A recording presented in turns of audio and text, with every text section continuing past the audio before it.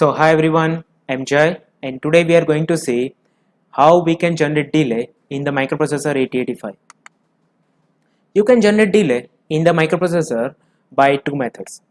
Either you can generate delay using hardware, some circuits that can create some particular amount of time, or you can create delay using software, means some instruction or program.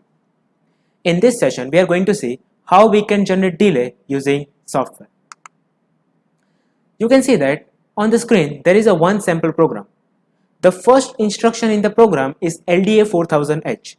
It means load data from 4000H to accumulator. The last instruction in this program is STA 3000H. It means store data from accumulator to memory location 3000H. Now suppose I want to generate delay between these two instructions. So to generate delay between these two instructions, what we can do is that we will provide some dummy instructions. So you can see that the MOV B, C instruction is provided 4 times. So the question is how we can generate delay by just providing this instruction between these two instructions, which is LDA 4000H and STA 3000H. So if you remember in the timing diagram, each and every instruction requires some T states to execute. So MOV B, C instruction requires 4 T state to execute. So together it will require 16 T state. And in the microprocessor there will be some time is required to execute one T state. So if we somehow find the time required for one T state, we will get the total delay between this instruction LDA 4000H and STA 4000H. And we can find the time required for one T state by 1 by operating frequency. So for example, the time required for one T state is 3 milliseconds. So the total delay between these two instructions is 48 milliseconds. So we can provide delay by just simply using some dummy instructions. But this method is not used. Why? This method is not used because suppose imagine if you want to generate delay of very large amount, and if we want to generate delay of very large amount, in that case this method is not sufficient, because in order to generate very large delay the length of the program will be increased. So we can generate delay, we can generate large amount of delay by just a small program, and we can do that using loop. So there are two types by which we can generate delay. The first method is the single register and the second method is register pair. Let's see generation of delay using single register. So now let's see how we can generate delay using single register. This is the program for delay using single register. The first instruction is MVI B count, then there is a DCRB and jump not 0 loop, and loop is specified just before the DCRB instruction. Now depending on the value of the count, this loop will be executed. If the value of count is 1, the loop will be executed only one time. If the value of count is 100, this loop will be executed 100 times. And you can clearly understand that if loop will be executed 100 times, the value of the T state will be incremented. As the value of T state is larger, we will get a larger delay. Let's see T state for each and every instruction. The MVI instruction requires 7 T state, the DCRB requires 4 T state, and jump not 0 requires 10/7 T state. It means when the jump not 0 condition is true, it will take 10 T states, and when jump not 0 condition is not true, in that case it will take 7 T states.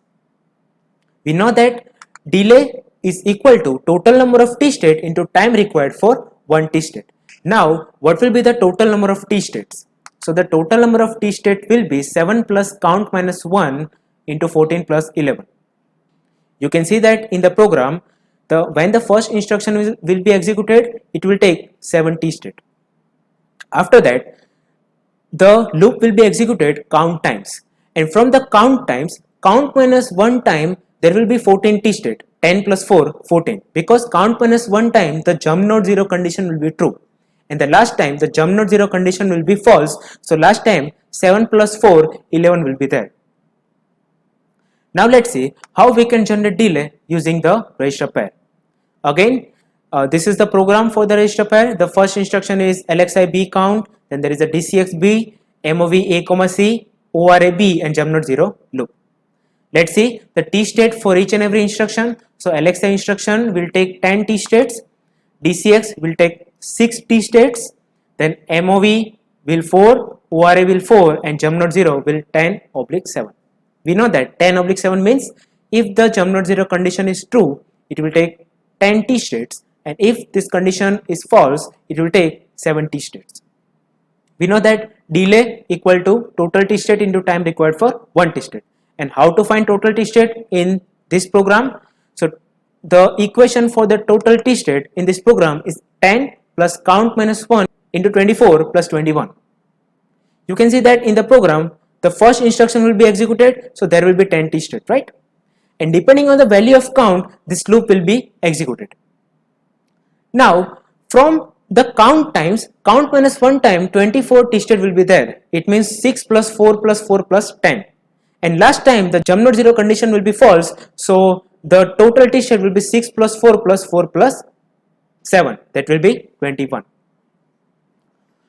So you can clearly understand that if we generate delay using the register pair, because the size of the register pair is 16-bit, we can get the larger amount of delay. And if we generate delay using the single register, the size of the single register is 8-bit, so we will get the small amount of delay. Now let's see one example, that is write an assembly language program to generate delay of 50 milliseconds if the frequency is 3 megahertz.